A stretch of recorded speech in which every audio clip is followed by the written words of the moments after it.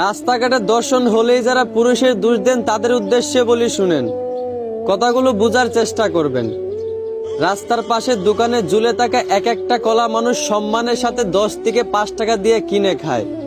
আর ওই কলাটা যদি চুলিয়ে দোকানে ঝুলিয়ে রাখা হয়, তাহলে মানুষ ওই কলাটা সম্মানের সাথে কিনবে দূরের কথা, বরঞ্চ কিছুক্ষণ পর ওই কলার দুর্গন্ধে মানুষ ফিরেও তাকাবে না, বরঞ্চ ওই চুলানো কলার উপর মাছিরা আক্রমণ করবে। তাও আবার ভালো মাছিরা না, টয়লেটে থাকা কালো কালো মাছিরা।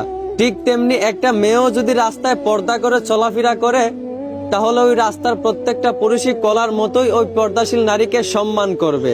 আর একটা মেয়ে যদি রাস্তায় বেপর্দায় খোলামেলা চলাফেরা করে, তাহলে পুরুষ ওই বেপর্দা নারীকে সম্মান করবে দূরের কথা, ওই বেপর্দা নারীর দিকে পুরুষ ফিরেও তাকাবে না, বরঞ্চ ওই বেপর্দা নারীর ওপর ঝুলানো কলার মতোই রাস্তার কিছু বকাটে পুরুষটা ওই বেপর্দা নারীর উপর আক্রমণ করবে।